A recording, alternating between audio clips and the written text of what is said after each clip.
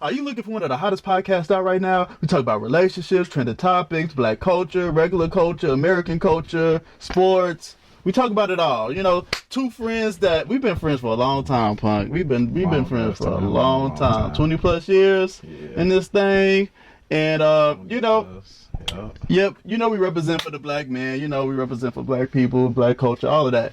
And hey, let's get right into it, because Punk let's talk about you, man. You going on vacation, birthday coming up. Happy birthday, my guy. Happy birthday, my guy. Yeah, appreciate you. Man, where you going? Where you headed, bro? Riviera Maya, Mexico. Hey. For a week. Yeah, big things, man. Love it. What made you want to go to Mexico? Actually, it was a fundraiser for the job, so we did like an auction at our gala. Bought the package or whatever, and I mean, two great causes. It helped the job, Acton Dream Center. So and I get to go vacation for a week. So yeah, I hear that. That's lovely. So hey, let's get right into it, man. Let's get right into it. So I was looking at these comments from Kevin Gates here. This just popped up on my. I like the way Savannah look at LeBron. I like the way them white women look at LeBron. I noticed when he go do the handshake with the main player on his team, which is dead, it's like, you act like I'm bothering you, bitch.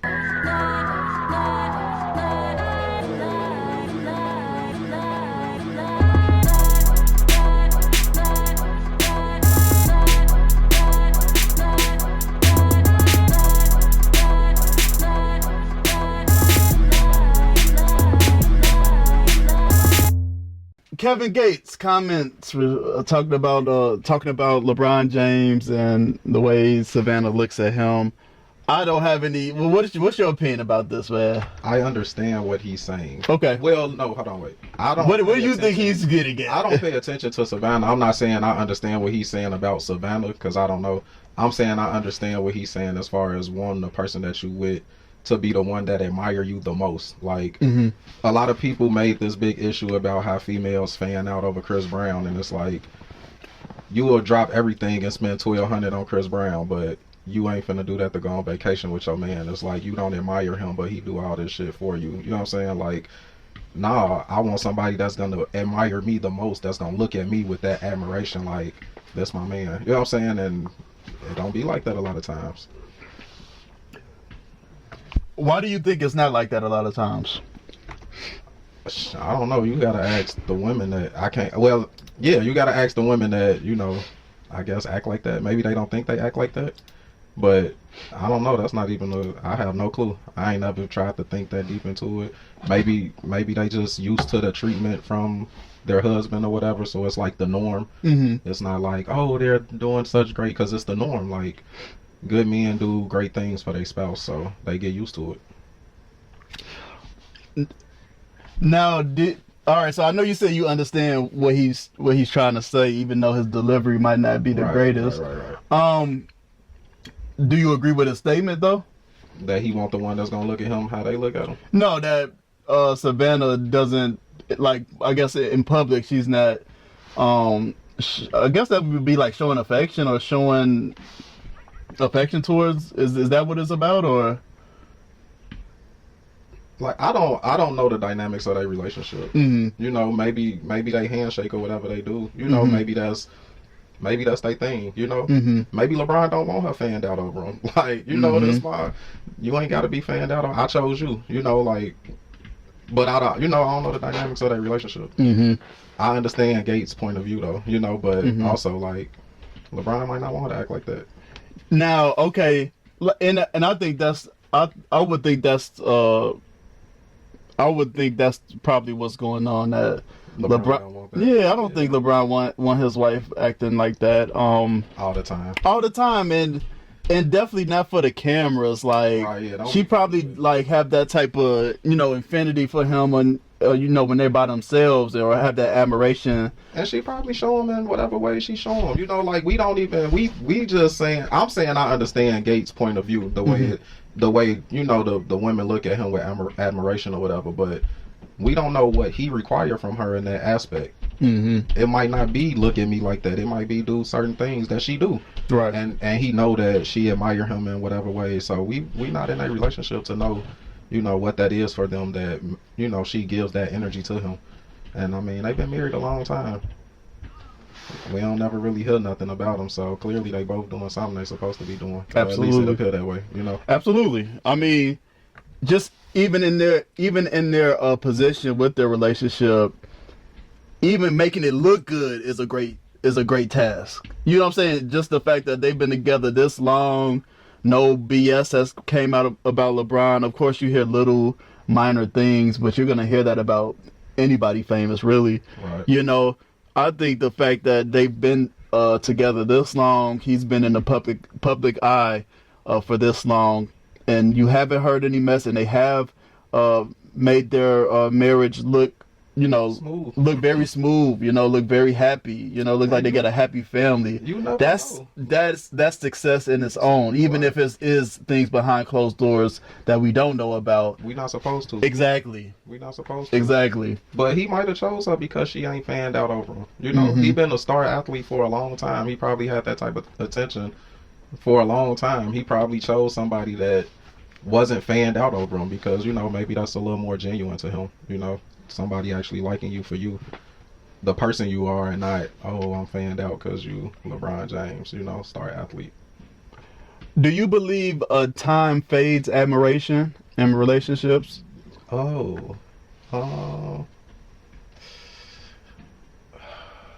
Yes. Because we just get comfortable. We get used to that. We get used to the things that a person does, that we used to admire. And then it's like, it's the norm. Right. It just become the norm. And now we like, all right. Is that okay? Is this not. something that we should try to look into our relationships? Absolutely. I agree. Appreciating the small things, or the things that maybe aren't small, but since these things are happening on a regular basis, you might take it for granted, It's kind of like how they say, don't forget to do the things you did to get the person. Mm-hmm. Well, don't forget about the things I still do that I've been doing, Mm-hmm. So I agree.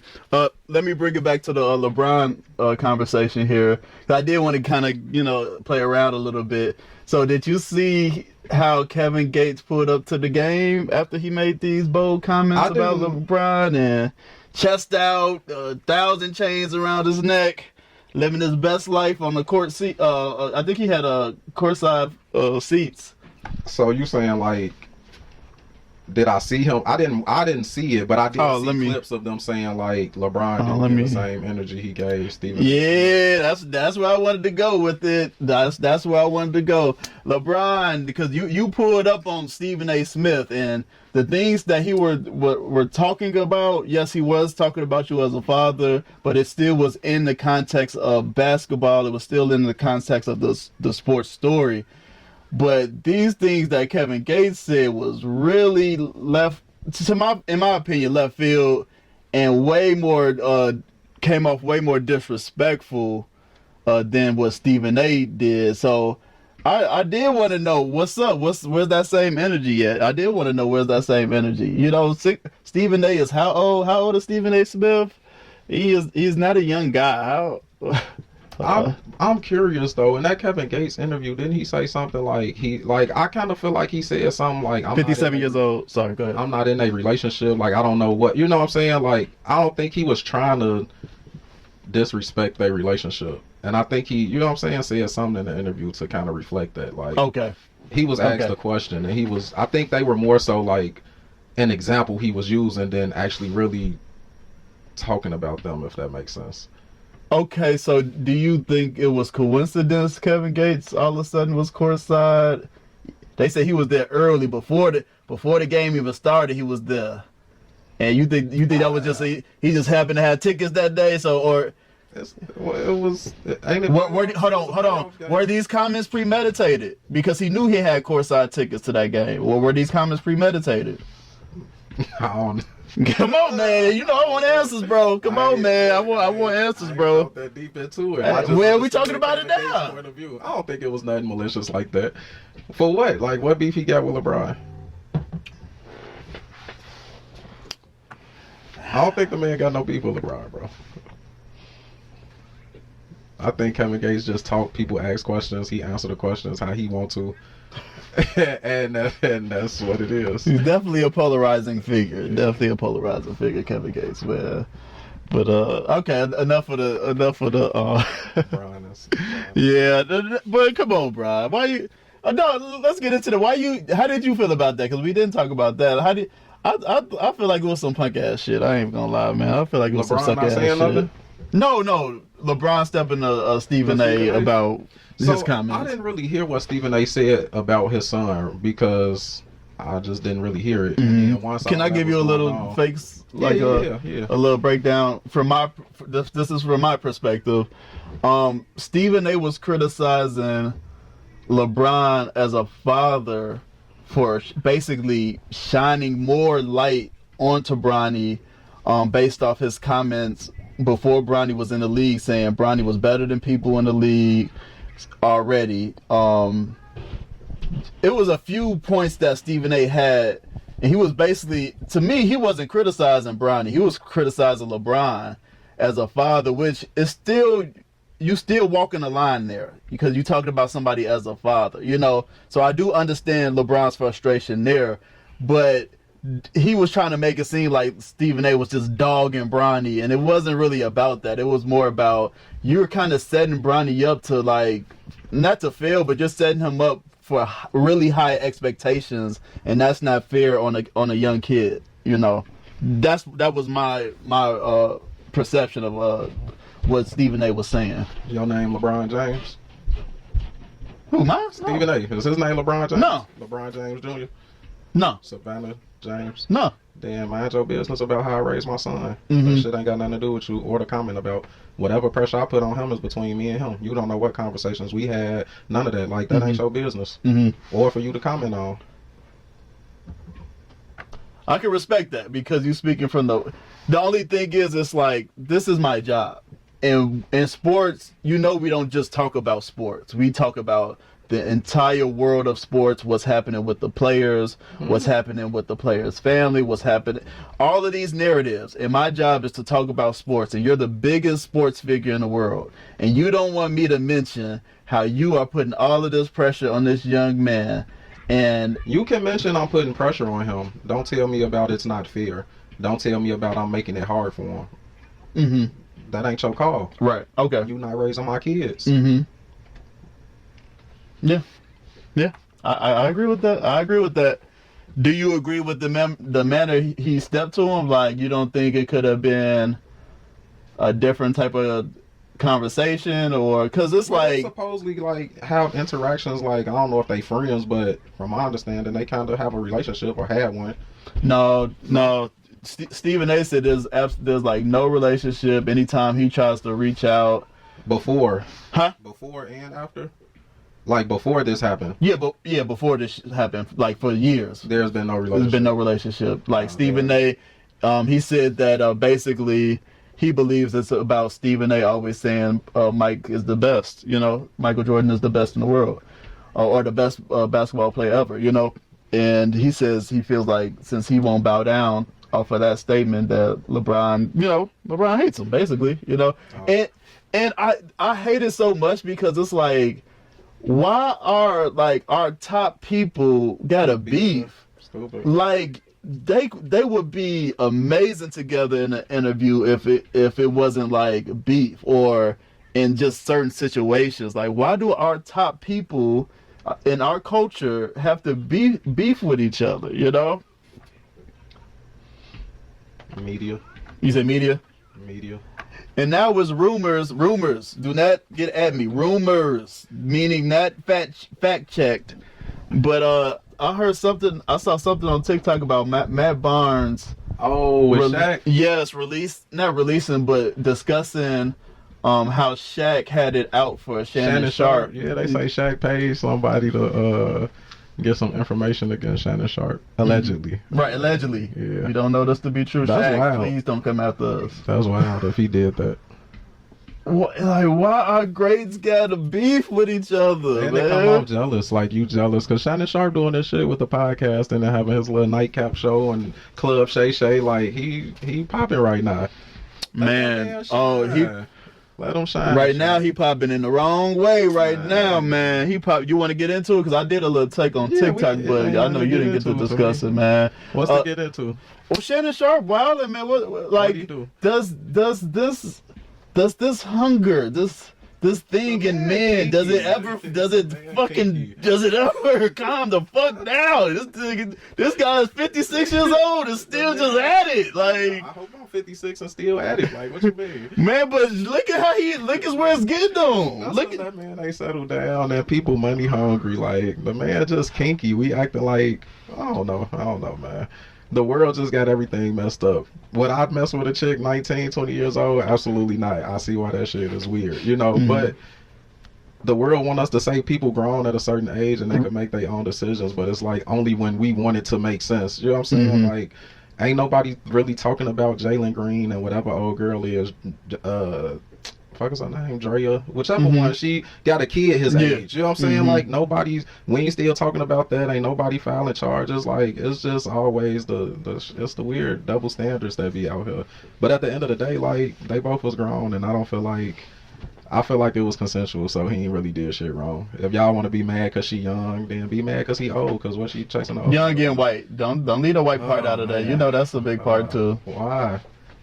You know Why? You know why? All these black women want Shannon Sharpe?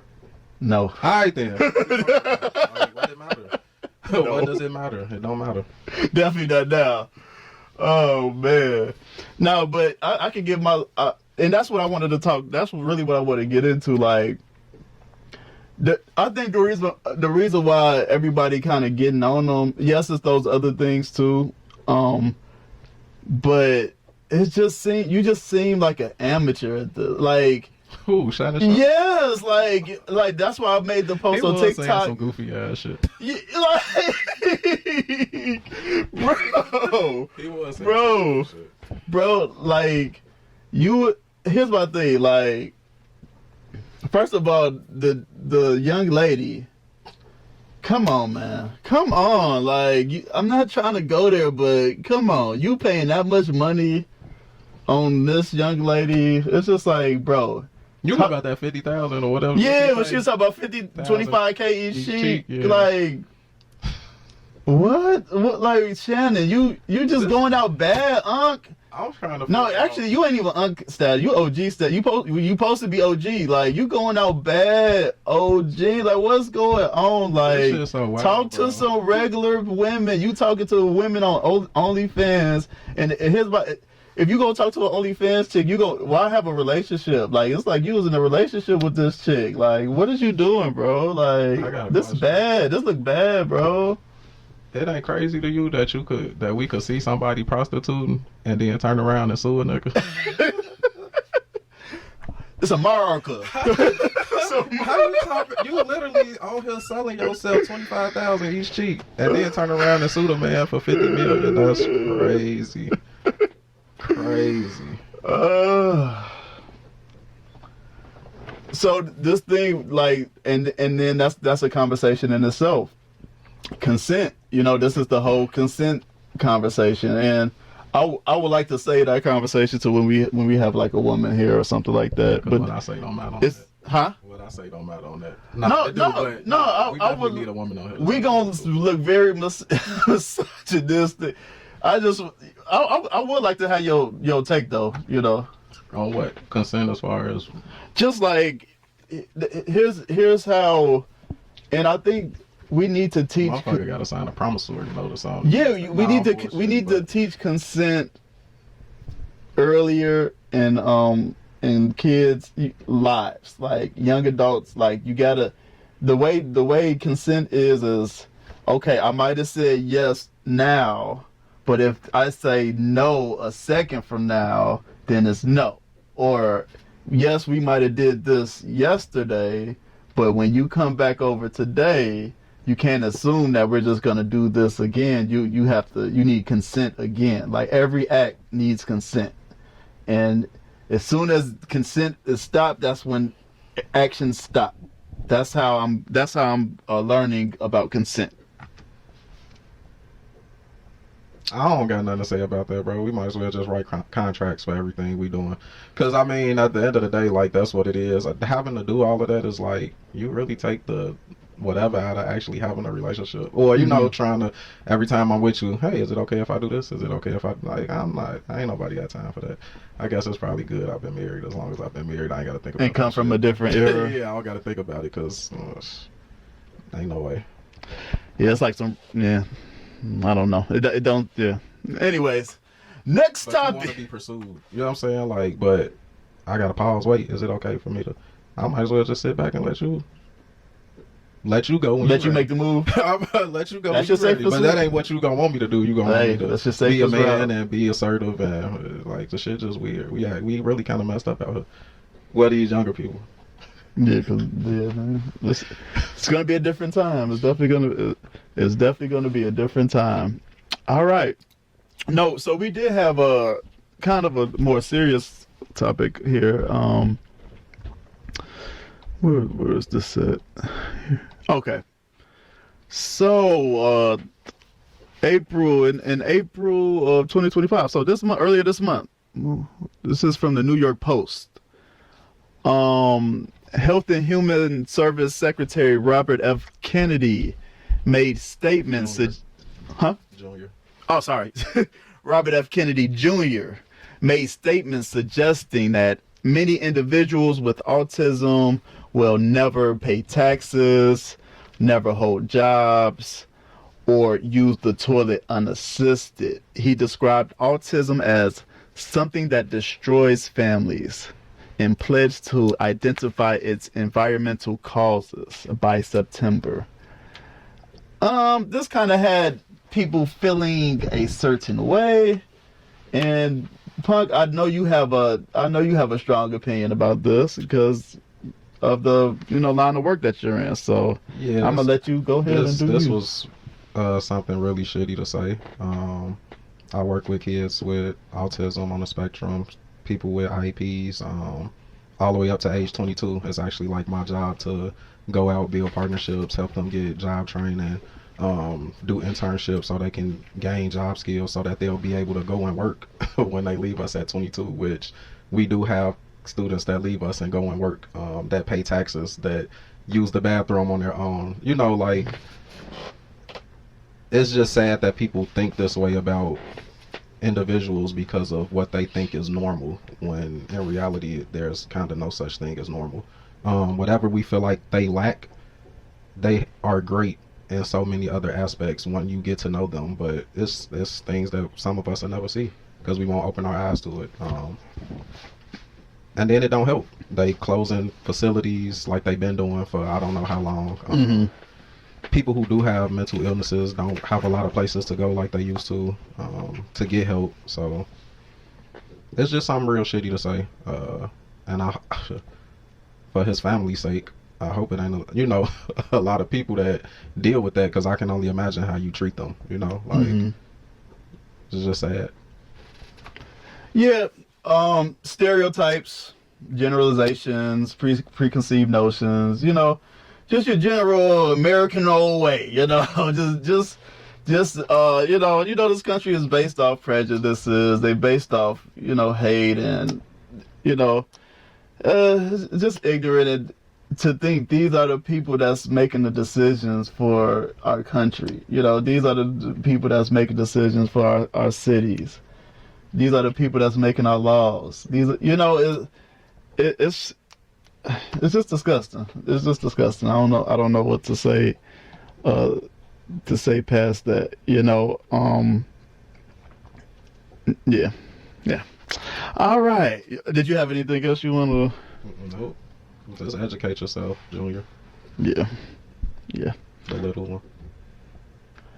And do you think that's just part of like sticking to your side, sticking to your Because that just sounds like some far right rhetoric type of I think stuff. it's ignorance and never having to deal with it up close and personal. Okay. All right. If your parents never put you in a space to be around people with special needs or somebody that's autistic, when you get older, you might look at them like, what's going on, because you've never experienced it, you know? Mm-hmm. Or if your parents, you know, just didn't give you the decency to be respectful and know that all people are people. Right. You know, then all people matter. It is what it is. All right. So, hold on. We ain't live, so I can.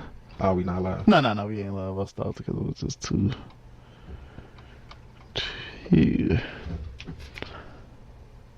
Okay. All right, let's get into the Shedeur Sanders conversation. Shedeur Sanders was projected to go first or second round. First round, when they talking about top 10? Yeah, he was projected to go like first up round. until last week. Yep, he was projected to go first round. End up falling to the 5th round, and some things happened between then. He received a prank call. He received a prank call of somebody pretending to be a NFL GM from Atlanta, right? Wasn't it from Atlanta? So yeah, so the NFL end up tracking where the phone call came from, and it ended up being the son of a coach that's on the Atlanta Falcons. I hope he burned them every time. I hope Shedeur burn them every time. So the prank call was traced to Jax Ulbrich, son of Falcons defensive coordinator Ulbrich, sorry. So that was Jax Ulbrich, son of Falcons defensive coordinator Jeff Ulbrich. Despite an apology, the incident sparked debates about professionalism and respect in high-stake environments. I was wondering, did that coach get in any trouble for that? I'm not sure. But Punk, take us away. How you feel about this whole Shedeur Sanders dropping? How you feel about him dropping to the 5th round? How do you feel about reports saying that he did horrible in the interview process? The narrative about this being buck breaking, I've heard that online. What is your perspective of this? He played football real good. Huh? He played football real good. Shedeur Sanders? Yeah, he was like the number 1 or 2 quarterback coming out this year. Yeah. Yeah. So what was the issue? The interview? Oh, so you want to get into that? I'm just really trying to figure this thing out, because we got people here that we can't even have a conversation with because we don't speak the same language, and we give them jobs. So how much does an interview really matter if he can do the job? Like, and I get like you trying to base something off their character, but it's not really like we know he's flashy. We've been through that. They acting like it's something new. Y'all mad that he's confident? What is he supposed to be? What's the reason for trying to humble somebody? So do you believe the NFL was trying to humble him? Yeah. What other? Because of his last name? Because they don't like the way he come off. Hold on. You think? Hold on. You don't think if his last name was something else, you think this still would have happened to him? If he came off the same way? Yeah, because I believe there's a lot of confident, cocky, NFL, young college players coming out of the NFL. Millions already. With this NIL money, yes, they definitely are worth millions already. I don't think it's the same. Maybe because it's not the same because of the last name. I'm telling you. Because they've been watching him along. He was coming like this regardless of the NILs. Like it's just that's who he is. It's in him. That's who his daddy was. It was in him. That's what I'm saying. The last name. What he do on the field? Bald. What does Pops do on the field? They talk about pedigree and all of that. What do they do on the field? Ball. So here, let me play you a clip that I heard from Bomani Jones earlier, and I want to just get your opinion. What is very clear to me is that Dion misjudged what kind of leverage his son had. He got bad information. I think his son was operating on the principle that my daddy knows everything, my daddy knows this league, and my daddy says I'm going to be a top 10 pick. So I ain't got to go to all these places. I have had people tell me things about the way that Shedeur carried himself in meetings that he had with teams. It was the way that you behave when you have the leverage. And he wasn't good enough to have that leverage. And again, some of us were telling you that as a talent, there were shortcomings. He didn't have the physical traits that NFL teams look for. We told you this. We did. So stop acting like everybody was so sure that Shedeur was going to go early. And then now the league, they decided to put their thumb on this outspoken black man. You know how disrespectful that is, the actual outspoken black man? Like, do you get it? No. That's Okay. Enough about Bomani. What would you, how you feel about his take on it? What he's saying, Shedeur wasn't good enough. Yes, he's saying like for the NFL, for what the NFL looks for, he wasn't good enough. All the NFL scouts and pretty much everybody else had him as a top 2 quarterback in this draft. If by chance he wasn't taken in the 5th round and the second quarterback taken, maybe you got a point. Mm-hmm. But since they picked multiple quarterbacks before him, cut it out. And that's the point. That's the point where I agree. Like, come on, man. You're telling me that these other quarterbacks that were taken before him are better than him? The dude they picked in the 2nd round or something. What team picked him? Shit. I can't remember the team, but they just got clips of dude. He wasn't even completing passes in the combine. Like, looked awkward. But that's who y'all went with. Here's like when they did that, I'm just looking at this. I'm looking at it like this. No pressure, bro. None at all. You a 5th round pick, bro. No don't look over here. I'm fifth round pick. Yep. No pressure. I'm nobody's savior. I'm here to do a job. Y'all don't think I'm that good. No pressure. Don't look at me. All the people I want that same energy that they have for Bronny James. I want that same energy. Why y'all making a big deal about a 2nd round pick? What was it, a 44th pick or something? Right, yeah. Like, why y'all making all this noise about a 4? So I want that same energy for Shedeur. Don't have no expectations for him. He a 5th round pick. So he probably ain't even on like no 4 or 5 year contract, huh? Probably like 3 year, maybe 2 year. I'm not sure how that works.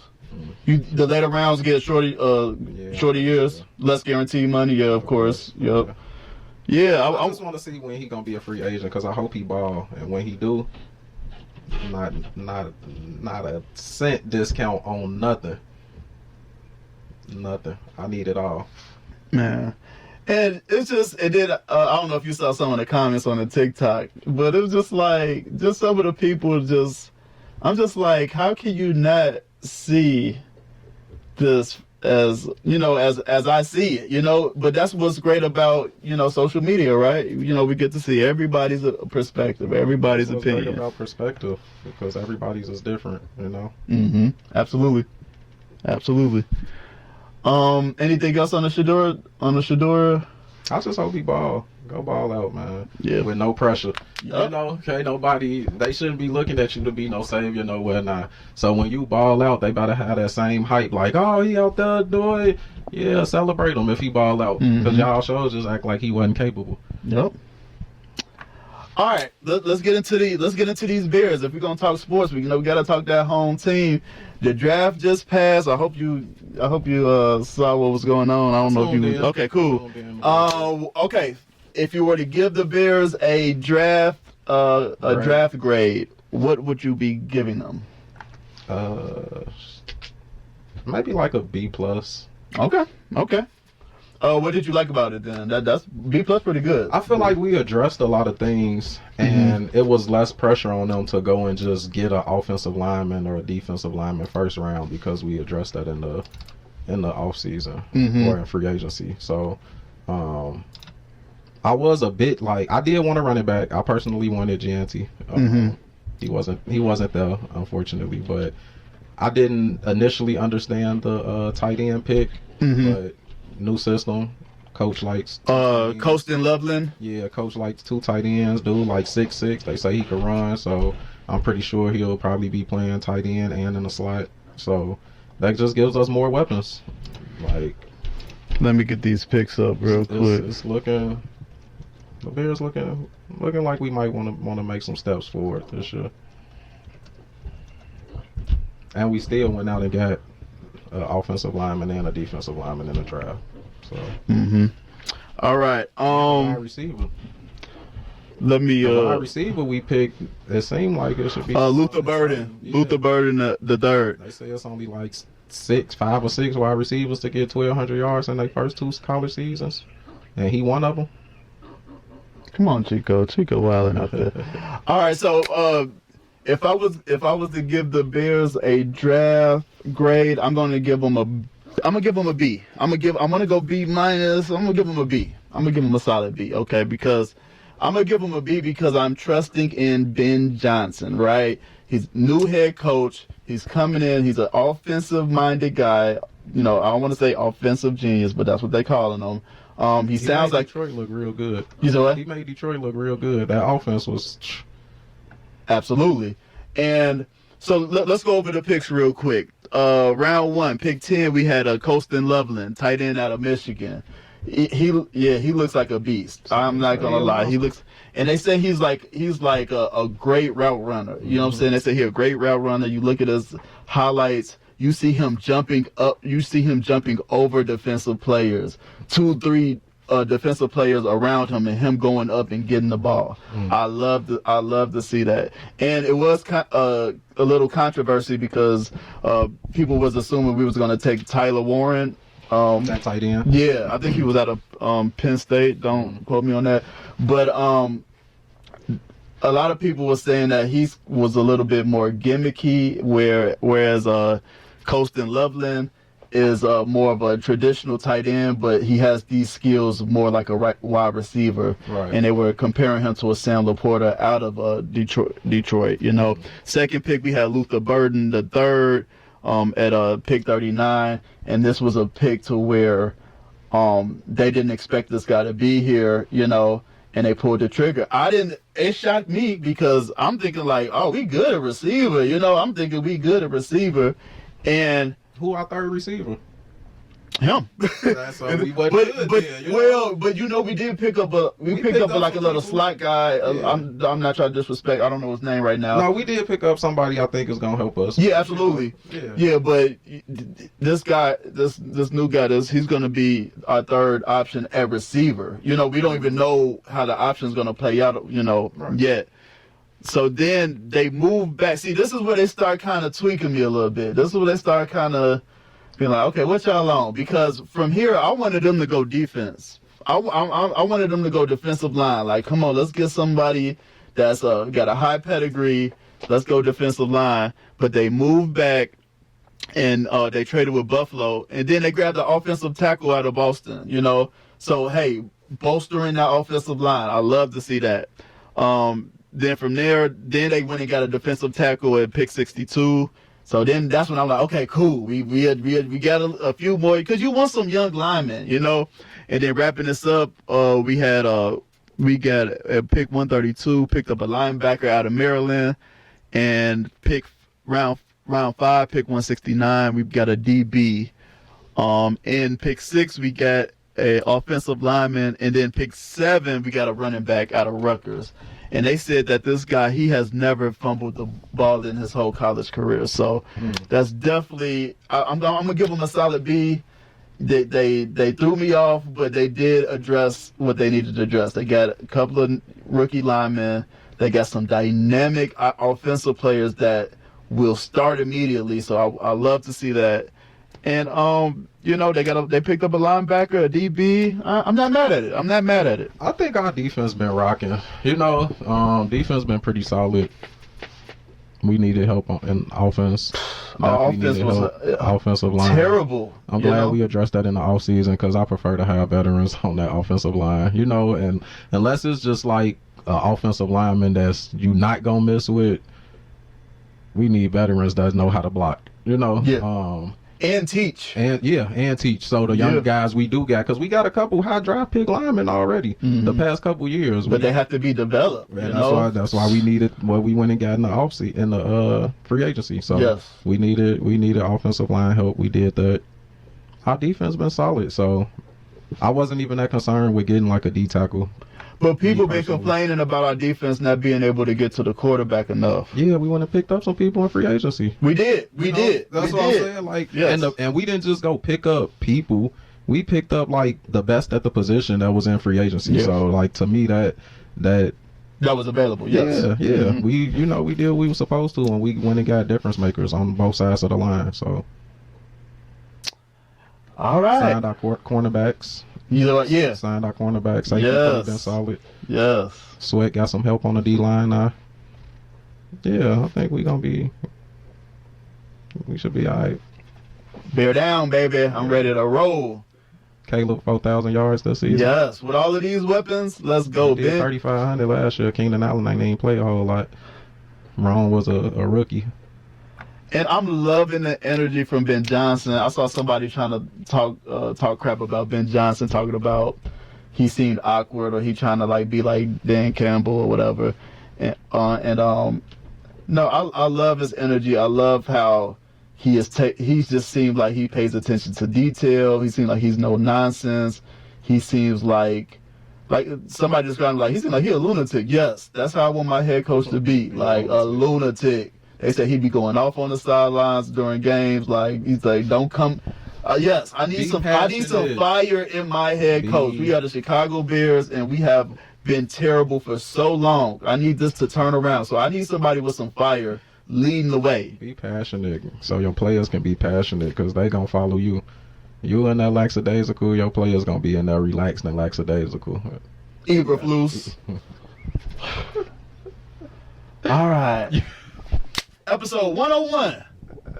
I like the vibe. I like vibing with one of my best friends, man. Shit, my best friend. Fuck it. We can just come have conversations about all this shit. Huh? We just come have conversations about this stuff. Hell yeah, man. So any last comments you want to make?